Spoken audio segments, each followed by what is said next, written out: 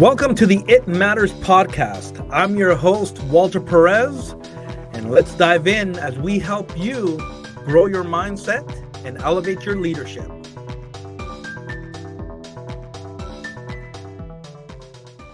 Then I just started working in the industry and kind of worked all over the place. I had a little bit of a mini breakdown at 28 and didn't really know what I wanted to do with my life anymore. I kept moving up the ladder, but not feeling supported in that role. So while I was really good at my job, they were expecting me to become a manager, a leader, without any sort of supporting cast, any sort of like information as to what that looked like. How do I do that? You know? And you were kind of I was left alone a lot in a lot of different scenarios to just try to navigate that and figure out what that looked like by myself. How do you become a manager without any sort of direction, without any sort of like, you know? Wow. And you require the community to kind of come forward with you, right? Your other managers, your other leaders in that environment, they need to teach you as to what that looks like. And I felt like I kept being left short every time. And I'm talking multiple environments. So at 28 years old, I was engaged to my now husband. And I just said, I don't think I want to do this now. Yeah. And I left the industry for 5 years and I went and did something else. I did manufacturing and I worked in a production facility and I learned how to build doors and I learned how to sandblast windows. And it was a really awesome experience. And it all contributed to where I am now. And 5 years later, I mean, I'd already developed. So while I was doing this Monday to Friday, weird, 8 to 5 job that had nothing to do with cooking, I started getting phone calls. Hey, I hear you used to be a chef. It's like saying you used to be a dad, Walter. You're going to be a dad for the rest of your life. You know, right. I am a chef in my blood. It is who you are in your DNA. Yeah, it's literally imprinted in every cell in my body. And I was like, what do you have in mind? And so a Christmas party turned into an anniversary party, turned into a wedding. And I started a catering company. And I had no idea that that was the direction that my life was going to take, but it did. And so then 1 turned into 2, turned into 12. And eventually I got into, it's actually a church on the South Side. It's called Southside Pentecostal. Okay. And so the acronym there is SPA. And their slogan is Spa for Life. It's a great place. And I really love the people there. And so I started catering for them, would have been 2008. And I stopped catering with COVID. Okay. So I was there for a long time. And when I got into spa, it was kind of like a nuclear mushroom cloud. I went from doing an event every month or a couple of weeks to I was at Southside Pentecostal 3 times a month. Okay. Just there. Plus all the spin-off stuff that I was getting. Anyways, so all of a sudden my catering company kind of turned into this kaboom, this thing. And I really needed to figure out, I think I need a house to work out of. Like I need an actual commercial space with commercial fridges and commercial ovens and the ability to house the equipment and stuff that I need to prep this. So I started thinking about the very reality of the very, very real needed reality of I need a place to work out of. So if most of my catering is in the evening, then maybe I should look for a space that I can have a restaurant during the day, do restaurant by day, catering at night. And being an entrepreneur is tough, you know, like you never really know what's going to work and what's not going to work and how do you adapt and how do you change and what do you do? It's true. And so for me, it was, okay, well, I've never owned a restaurant before. So at least if I open a place and I have catering in the evening, the catering can at least justify the rent. Right. Okay, let's give it a shot. Do you think in society today we have a lack of focus on soul care? Or maybe we can call it something else, but taking care of our spirit, our soul. Because a lot of us might try to break through by dealing it in different ways. Yeah. But there is something about saying, hey, like, how's your spirit? Wow, what a really good question, because it's a question that is kind of agonizing. It's just there, whether you're about to go to sleep and it's on your mind, or you're waking up and it's on your mind. So it's something that none of us can escape, because we are, physical. We have mental capacities. We have emotional. There's also that soul component that everyone has, and so I mean, we don't have to look far to see that. There is this epidemic, I guess, of exhaustion with people. And like, no matter how much vacation they have or how much nap they take, there's still a restlessness. I try to avoid, sometimes not that I avoid, but I already can predict if I ask someone in my life that I know well, and I go, how are you today? And I already know they're going to say, I'm just so tired. I am so tired. And I think it's not like, oh, it's more like, you're tired. It's more like, you too? Like, we can understand that language. I am so tired. Tim Keller, whom I adore, he's gone now. He's passed away, I think, last year, something like that. But he calls it the murmur of the soul. Where, yes, there's physical rest that we need to do. That's why within the day, if you have an 8-hour shift, you have 15 minutes in the morning and in the afternoon, and maybe half an hour at lunch. Not because, those are standard, procedures, standard laws, but because it's natural for a body to need to rest so that you can produce more. We've seen it and we know it, we've experienced it. So that's very, very important for physical rest. There's mental rest where have you ever experienced a day where all you ate was junk food? And when it's dinner time, I'm sure your kids have experienced this. My kids have. When it's time to eat, you don't have the appetite, but you didn't really eat anything. All you've eaten was junk, but there's no more appetite because you feel full. And so sometimes our minds, we haven't really thought or done anything necessarily that, we haven't really solved any problem, but we've been scrolling on our phones, or we've been just inundated with things. It's kind of like, not all are bad, but it's kind of like junk food. It's good, but if you have too much of it, then your brain feels exhausted. So at the end of the day, you're like, I can't even talk to my spouse. I don't have time to speak to my kids, right? And so there's that tiredness, but there's this murmur of the soul. And St. Augustine says that we are restless, and our souls are restless until we find rest in you. And that you is the creator. It's kind of like, again, my phone, I don't work for Mac, for iPhones or anything, but this phone, if I want to find who made it, I could figure it out. I could find, who made it and what was the purpose of it and all of that. But for me as a person, as a human being, if I want to know what my purpose is, I will go back to who created me and find my purpose in that, right? So that restlessness, we can only find that rest with that, what you're talking about, soul care. But you also brought up a word, and that was excellence. And that is one of your core pillars. And I just love that, because you take your business very serious, and you want to make sure that it's done with excellence. And I believe you also said something that you won't take on anything. Correct me if I'm butchering it here. You won't take on everything that you wouldn't, if you don't think you could do it with excellence. And so I love that. I love that that's where you guys have been able to become, we'll say, experts, professionals. You're mastering your craft at. And that's why it would be important to go to the professionals and say, hey, we need your help.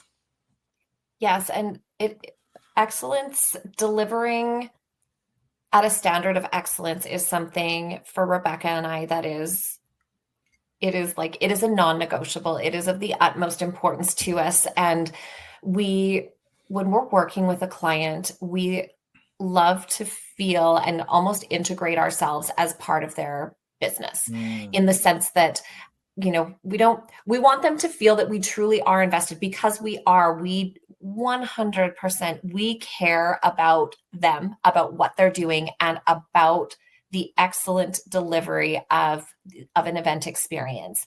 And so when we are working on projects, we do want to be mindful of timelines and what else we have, like our capacity. And because we don't want, like, to your point, we won't take on a project if we truly don't believe that we have the capacity to deliver at the level that we hold ourselves to, because there's nothing worse for anyone in any situation if you are working with someone and you're made to feel less important, or that you're a back burner, and, you know, almost that you're an inconvenience, like, oh my gosh, I have so much going on, I'm going to get to your stuff when I can. We do not ever want to make people feel that way. And so we do really try to be mindful of where we're at capacity wise and what else is going on. And can we take this project on and deliver it with that excellence, deliver it where we are going to be so proud, our clients going to be thrilled.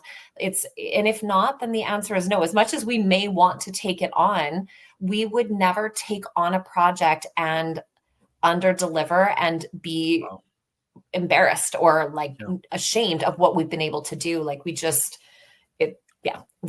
would not do that. We wouldn't want anyone to have that experience. So it wouldn't be something that we would take on. I love it. I think you're making a case for why it's important to have core values.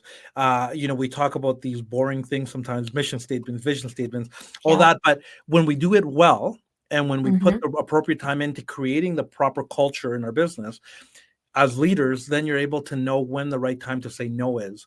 Because if not, we become yes people. And I think we can agree that that can be chaotic at some point. Absolutely. And I have it's somewhere on my desk here. I have a Post-it note that I have to have available because I want to help people. And so my instinct is to always say yes. And so my Post-it is a reminder that is don't agree in the moment, because I am trying, it's a work in progress, Walter, but I'm really trying to work on taking the step back to evaluate, is this the right opportunity? Like, do I have the time? Do I truly have like the passion and interest, whether this is a personal or a professional project, but giving myself the space to actually think about it and think about all of the factors of it and what it's going to mean to other things. And so I still have my moments where I fall back into old habits, but really trying to be reflective and consider things and think them through instead of like, yes, and then being like in that state of overwhelm, because that's not a healthy place for us to be operating out of. Like nobody wants to be there. And so trying to be more mindful of that is something I'm working on. So often people that are engaging in sexual outlets, we're only looking at the activity, or we're looking at the thing, the maybe the pain or the stress of our life that we're escaping. Maybe we think, oh, I deserve, because of everything I've gone through, I deserve to, go have this sexual experience. But very few people in that scenario are looking beyond that at the impact of their soul or the impact of their relationships. And I mean, there are numerous stories of people suffering from depression, and they're going to therapists and going to counselors, and then they quit porn and they're like, depression went away. Because all of a sudden the neural pathways in their brain are starting to be rewired. And when you're watching pornography in particular, there's other sexual outlets that still applies to, but in particular with pornography, the dopamine release in our brain, it's crippling. And so the way that it works is dopamine is supposed to make us feel good, and it works with our memory too. And so when something happens and it's an exciting memory, and we feel good about it, say we win a championship, or say we have a good accomplishment at work or whatever, there's a dopamine release. When we have a sexual experience, there's a heightened dopamine release, even more than those other accomplishments that I named. And so but the dopamine release that happens with pornography is heightened to a degree that is so superficial that it creates these neural pathways in our brain that tells us we can only experience joy, happiness, pleasure from this sexual outlet. Right. So when we have sexual perversion in our life, what happens in our brain is it tells us, and the neural pathways are established in saying we can only have joy from this. We can only have pleasure from this activity, which is why it's such a hard thing to beat. It's such a hard thing to overcome when our brain is literally fighting against what we are trying to do if we're trying to quit the behavior.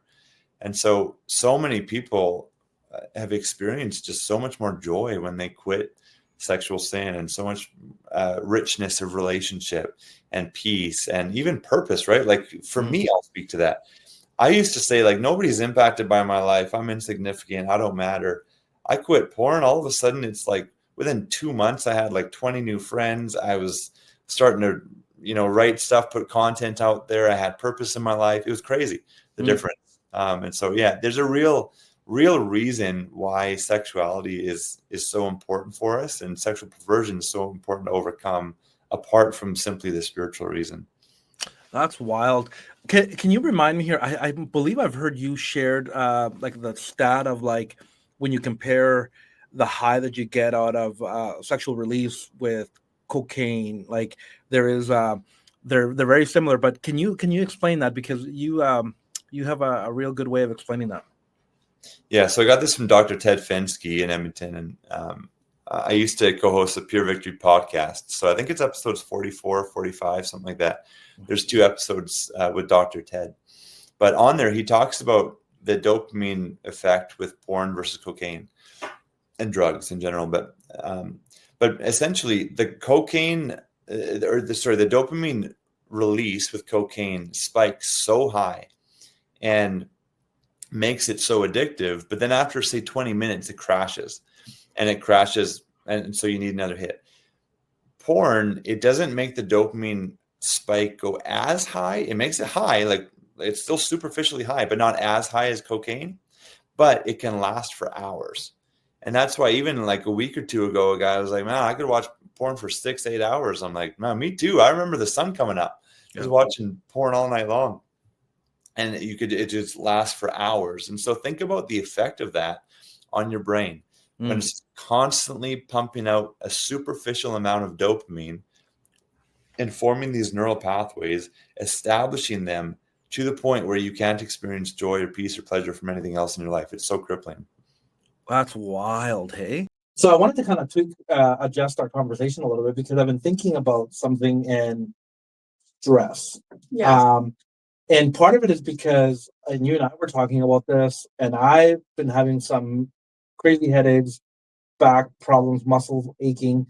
Yeah. And my final conclusion is that there's been stress in my life. Mm-hmm. And that's actually been a big factor in it. Huge factor. Which I didn't ever really stop to think about how much stress would affect. And I wanted to see if you would talk a little bit about that, because you just mentioned it's a huge factor. Mm-hmm. And so how does stress affect our muscles?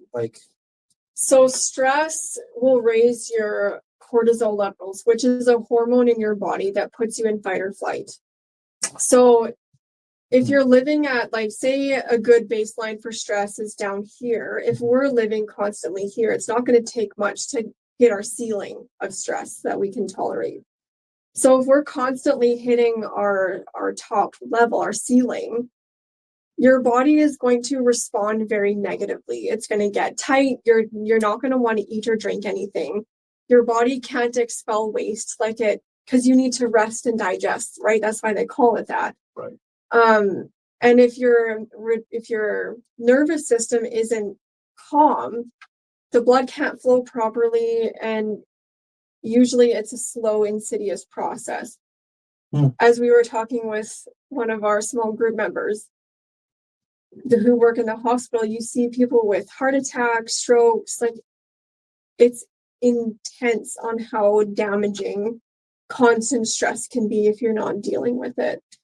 And it's kind of scary when you think about it, how dangerous it is. And usually it starts with aches and pains in the body. That's your body's way of saying you need to start paying attention. Otherwise, you're going to end up in a really bad place, or you could end up in a bad place. So when people come in and they're already sore, it's like, okay, good. Come in and keep coming in, whether it's once a month, every 5 to 6 weeks, whatever you can do is better than nothing. And the people who don't or can't come in very often, I usually give them home care so that they have stuff to do at home. Because stress, it can be very dangerous. So I'm wondering if we're connecting stress to muscle pain and all that, Yeah. if it by the time it gets to your muscle, like if there was a stress scale, Yeah. is if it's at at that point in your body, does that mean that stress is getting out of control, or is that more of a warning sign, or what do you think? It might depend on the person because Mhm. like everybody's different. But usually it's a warning sign. Mm. Like you put yourself under too much stress. Right. You need to deal with this. Both my parents and my coaches were very adamant that I needed to have a life beyond the ring. Yeah. So a lot of people always questioned why I wasn't homeschooled. Thankfully, Edmonton does have sports opportunities, so there's sport programs. Yep. So I went to Vimy Ridge Academy, and that allowed me to go to school from 8:30 to 12:30 every day, and then I could focus on skating. But what I liked about that is that I still had two distinct lives. I still had my school life, which a lot of my skating friends went to, Okay. but I had friends in other sports too. And then I could go skating. So they were two separate entities, and I wasn't just focusing on one thing. Same thing. We do have ice on Saturdays, but we learned very quickly that if I skated for 6 days in a row, I would lose my mind. And I could not focus for that long. So we actually, I would never skate Saturdays, and most of my friends didn't skate Saturdays either. And I would get 2 days off of the weekend every weekend. And that would give me enough time to reset so that I could actually put in the effort for the entire week. When I got older, we learned that even 5 days a week was really hard for me, for my body to handle. So we would do really hard skating on Monday and Tuesday and kind of take a more chill day. I'd still train, but it would be a lot more chill on the Wednesday so that I could train full time Thursday, Friday also, and then take the weekend to recover.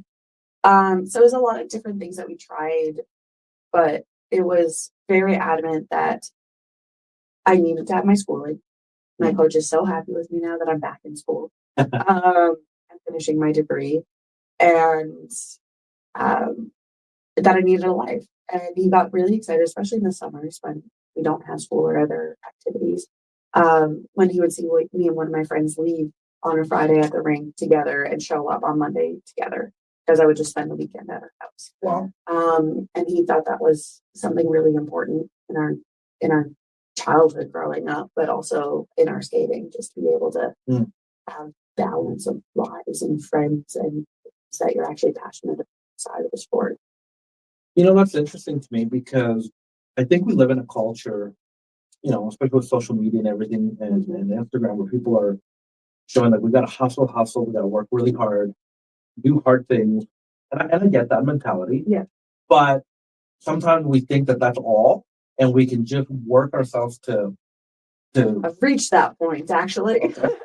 Yeah. So as much as I've learned trying to balance everything my whole life, I learned now that I feel that I need to be working at all times. Okay. And my days are scheduled to the max. With being able to be in full-time school, everyone's like, why not just take a smaller course load? And I'm like, I waited this long to go to school. Why would I take a smaller course load? And I'm like, I'm in my third year. I've made it this far. I'm like, why not? I realized maybe I shouldn't be taking 5 classes at once. But I'm in 5 classes. I'm coaching full time. I'm training. I am training. I've been training for shows. I did a tour in December, so I was away for the whole month. And I do a lot of extra things. I teach seminars. So I'm always booking things until I realized when I look at my schedule that I don't have a day off for a month or over a month. And I'm working 7 days a week in 4 different jobs. Okay. And it reached the point recently, actually, a few weeks ago, where I got a bad grade on an essay. I don't do well with bad things. I got a bad grade on an essay. I got a call from someone that I should have been trusting and told me that I wasn't up to par on the things that I was trying to do. And it was just like everything was kind of crumbling. And I sat down with my boyfriend and he was just like, I told you you're close to burnout and this is it. And once I got those calls, it's like everything shut down. I didn't want to go to classes anymore. I didn't want to do anything. So it does remind me like there was a reason why I needed to balance life when I was skating, and that's why I made it really well. Versus now I'm trying to do 10 billion different things, but they're not up to the standard of what it should be. We learn the hard way sometimes, right? And we've learned the lessons before, but we're funny as human beings. We're either creatures of habits in one way, or we just forget. But it's great to see that you're able to stop and reflect and go, okay, wait, I need to adjust. And that's the thing, especially when it comes to PFIC, for example. It's been known to be such an infant, young, affecting kids, right? And kids don't have the voice, but now we're entering into an era where individuals like you guys are getting older, and wait, you can speak up and you can speak from your perspective and have a voice. From a parent perspective, I can advocate, but I only have one part of the story, right? Exactly, yeah. Exactly, yeah. Then on top of that, in like this age, so we actually went to the UN, for example, like in Summit of the Future in New York. And one of the things they stressed to us, like throughout all the like speeches, lectures, side sessions, was that, in this age, like in this era, digital tools especially make it really easy for leaders who are like unable to go to places physically, for example, or have a lot of time constraints and can't work full time on their mission, to take advantage of these digital tools to become more effective leaders and achieve more without spending more time. So it's more efficient essentially nowadays. Isn't that such a good point? Hey, times have changed, you're right. And now we can use this world of media and everything else that has evolved to actually serve a good purpose, right? Yeah, exactly. Exactly, yeah. So, you guys are doing advocacy work on a rare gen level, inviting, young people to be part of that. In your guys' opinion, like, why is it important to advocate? Like, we're talking about any age at this point, and why have you guys realized that it's important to be advocating, and what's kind of the message behind that? So, like, I think the simplest example to really visualize it is that, like, when we went to the hearing for the bill in Maryland last week, there was like 6 or 8 bills getting passed within the same session. But if you noticed, there was only 2 bills that had people show up. There was like 10 people like cramming and speak for those bills. But then for the other 6, which still affect everyone, but weren't at the top of the priority list for most people, those bills, there was only one person who showed up. And that one person was the lobbyist for the insurance companies who showed up. So, even though those affect everyone, if no one really thinks, oh, I have to be the one to change it, or, oh, this affects me directly, or how do I get involved? The only person who will show up is the people who, have a negative stake in that role or bill or whatever it is. So that's why advocating in general is important, because, things might seem small, things might seem big, but if you never take action against whatever it is that affects you, you won't get the result you want, essentially. Oh man, that's such an interesting thing what you just shared there. Like there could be an illusion created that there's people advocating, but you're right, they're getting up there because it's going to affect them negatively. Exactly. But we need more people to advocate for the positive aspect of it and how this is going to improve everybody's lives. That's very insightful. You know what I love? Maybe you've heard this quote in the leadership world or whatever. They say that maybe you guys have been encouraged at some point in your life where they say, hey, you guys are tomorrow's leaders. And it's meant well, and I get that. But in talking with you and knowing you a little bit, no, you guys are today's leaders. And if you waited until tomorrow, you would be, you'd be missing out on the type of impact that you could have on the world, right? Exactly, yeah. Yeah. I actually like that twist on the quote there. Cool. Well, no, and I believe that 100%, man. That's why, I believe in what you guys are doing, and I appreciate that you guys have taken the initiative because, being in the leadership world and all that, I believe everybody's a leader. I think what happens is that some of us are behind in developing it or stepping into it and growing, right? And so you guys are a great example of okay, you see a need, you see the gap, and you see that there's opportunity here. And I mean, I love that you guys have eliminated excuses. And I mean, everybody has, a busy life and reasons, but you guys didn't wait to finish school. You said, okay, we'll take this on and we'll figure it out, right? Exactly. Yeah. And I think Yeah. there's a good advantage that comes with, advocating in times where people don't necessarily think you'd advocate.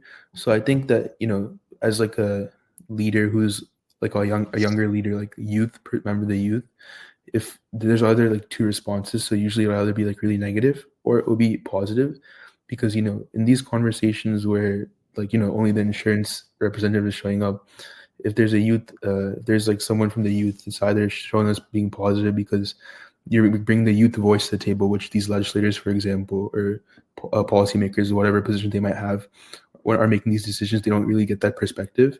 But then on the other hand, there's people who are a little bit more traditional thinking who don't like the youth's voice because, they prefer like more thought out like analysis with like numbers, facts, months of research from like 10-person team on like XYZ bill, for example. Yeah. So there's like benefits and there's also like downsides that come to being a leader, but knowing how to manage that's what makes youth leaders effective, especially in today's world where there's a lot of resources and opportunities to figure out how you can make a difference. And I think in my world, we find that people find themselves in these positions. They find, they've at some point they've felt God say, you're to do this. And so they go to the right channels, they go to Bible college or seminary, and they end up in these positions, but they're leading in these positions and they find themselves ineffective. They find themselves dealing with things that don't give them life. And the answer is, unfortunately, to lead. You have to lead. And I had one pastor say to me, I used to think that leadership was about spinning plates. He talked about he goes over to this group and gets them, doing the dance. I go up here and I do this well and I do this well into these different groups and I kind of get everybody. But he says, then you came along and taught me, no, that's not my job to keep everybody happy. My job is to set vision and to bring everybody along. And he goes, and I've been doing that for the last year, and it's been the greatest leadership, it's been the greatest run of my life up this far. And this is a guy he'd been in ministry for 25 years. Wow. And he'd just been spending a lot of his time keeping people happy. It's what he observed in his own, growing up in the church. It's what he observed. It's what his personality lends itself to, people pleasing. And yet here he is learning, actually, no, that's not my job. I don't have to be rude about it. I don't have to be mean about it, but I have to set the direction. And my question to people who find themselves leading in positions of leadership, if not you, who? Ooh. Tell me who then. Like, if you can't do it and you don't want to do it, then point me to someone who can. Right. Because this is why we're here. And nobody wants to be ineffective. Nobody wants to have gone 5-10 years sitting on their hands, putting out fires, but not really seeing the fruit. Yeah. And I'm not I never try and be rude to people. I never try and dismiss, I'm never trying to do that, but I am gently challenging them and calling them out to say, hey, maybe it's time to step into something new. Yeah.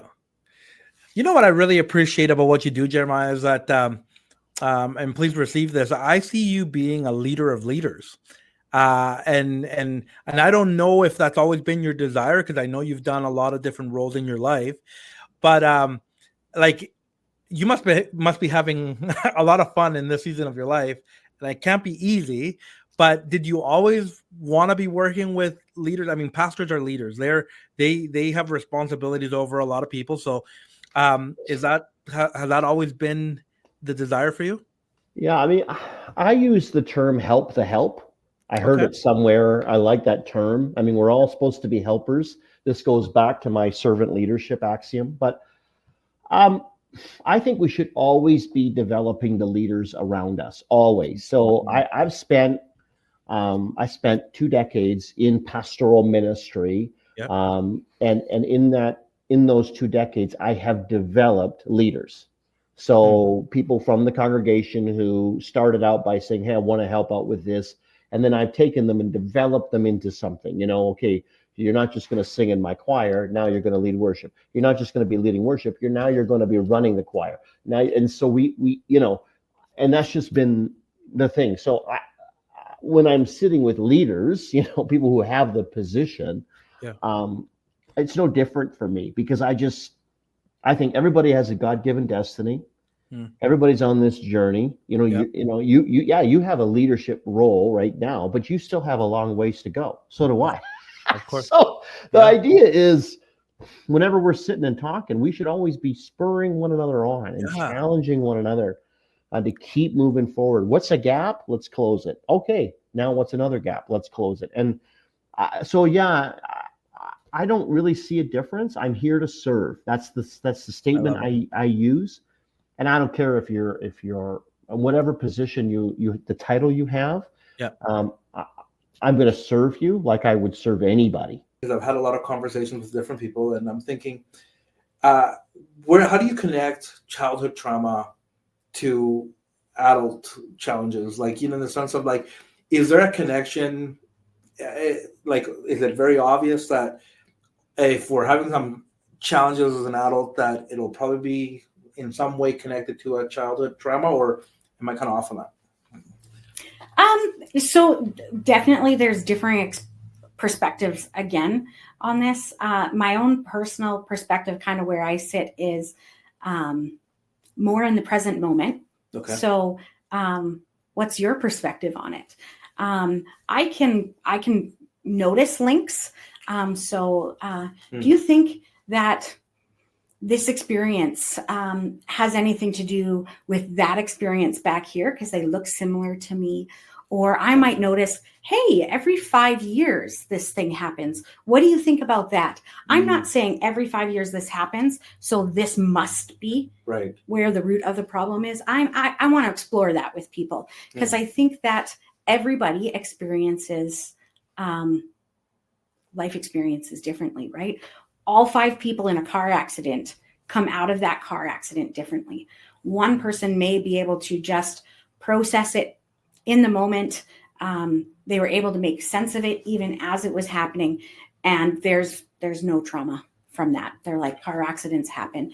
And there's, on the other end, might be someone who's debilitated for years and never drives again. And so how we experience and how we make meaning of the experience really puts us on a trajectory for health or unhealth, right? Or even having the opportunity to process it, right? Being able to sit down, have someone to talk to about something can really help us make sense of that. And maybe then we're able to just leave it behind us. But other people have never been able to talk about some of these experiences. And then often that makes it a lot more difficult to process, because they're holding it all on their own. Gotcha. I love that. Yeah, I love how you're bringing awareness to this idea that it doesn't have to be connected. Like, yeah, of course, there is some, if we haven't worked through it, we haven't processed. And I love that, because potentially there's some of us out there that are using that, like, we can think of an issue that happened when we were younger or whatever, and we might be using that as an excuse to not flourish today, which could potentially be true. But what I'm hearing you say as well is that it doesn't necessarily have to be that way, right? Well, and the space that I really want to make sure that people get is that if I'm using this past trauma as an excuse not to flourish today, there's a reason for it. We have a good reason for doing the things we do today. Even if they make no sense to anybody else, they make sense emotionally to us. And so you may not be ready to, and not maybe, I'm saying you in general, not in particular, may not be ready to deal with that thing. And this is the way I'm coping with it. And yeah, it creates a lack of flourishing maybe in this aspect of my life, but that may be where you're at today. And maybe in 5 years, you've grown and developed in other areas and you're ready to look at this. I think also some of it is the guiding of the Holy Spirit too. He's gentle with us. If all of our faults were revealed to us in this moment, we'd all be really, really discouraged and have no hope to continue, which is why he deals with one thing at a time. And I think as a therapist, that's important, an important reminder to me that even if I think I can see something that needs to be dealt with, if you're not ready for it, you're not ready for it. Let's work with what you're ready for today, and you'll get there. Yeah. We all want to move towards flourishing if we can see it. I've always felt like we aren't meant to do this alone, but my faith has definitely, just reiterated that to me over and over again. And I tell people we were never meant to be in isolation. We are meant to fellowship. We are meant to lift each other up. We are meant to show up.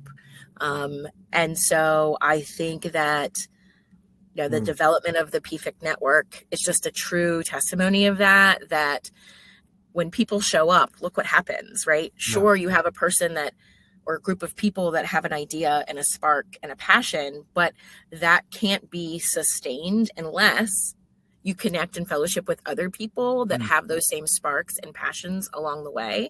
So then it just kind of creates that snowball effect, right? So something that, all it takes is just one little plant, one little seed. And so it's really cool.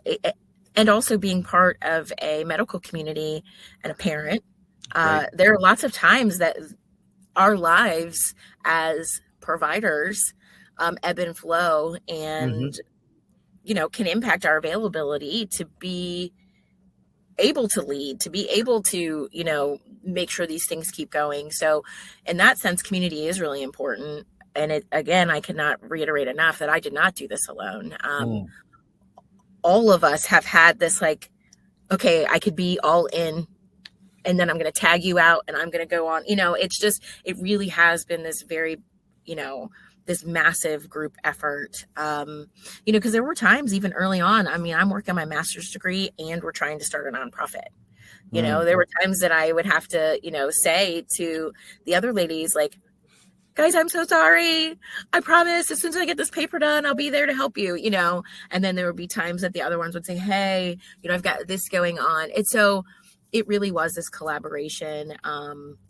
It's just been really, really beautiful to witness. I'm so proud of it. I'm so proud of it. But gosh, it would not have happened without so many people just getting their hands dirty, dedicating, their knowledge, their time to, and so now I just believe it's become many of our missions, right? We've definitely increased awareness.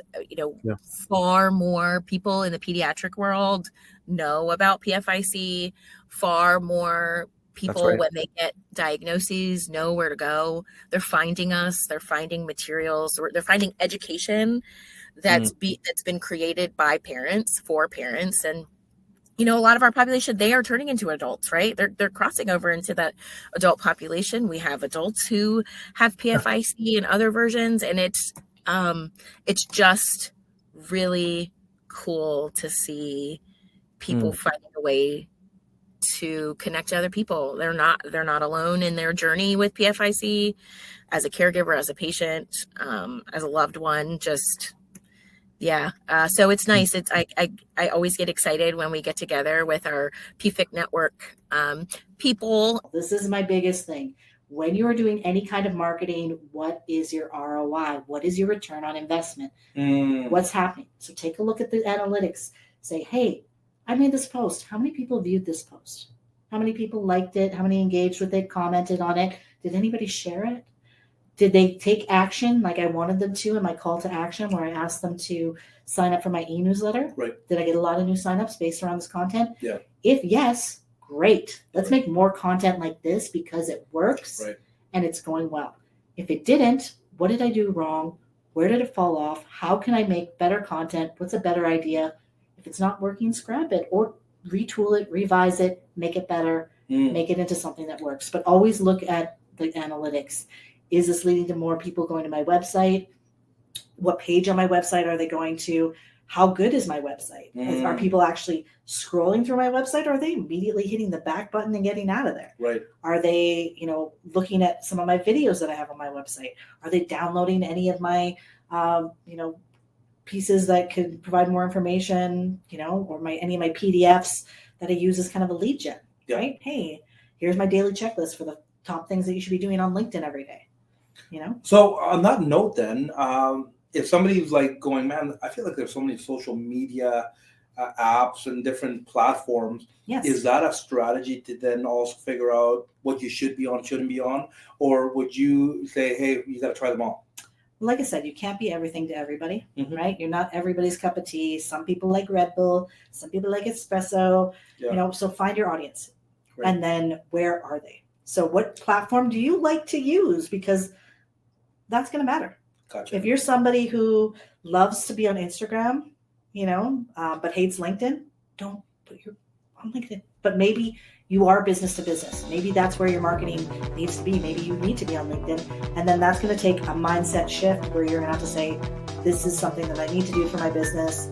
This is how I can market to my niche customer. This is where they're located. This is how I can use this app. But I say try and pick 1 to 2 to do great at rather than do 5 poorly. You know?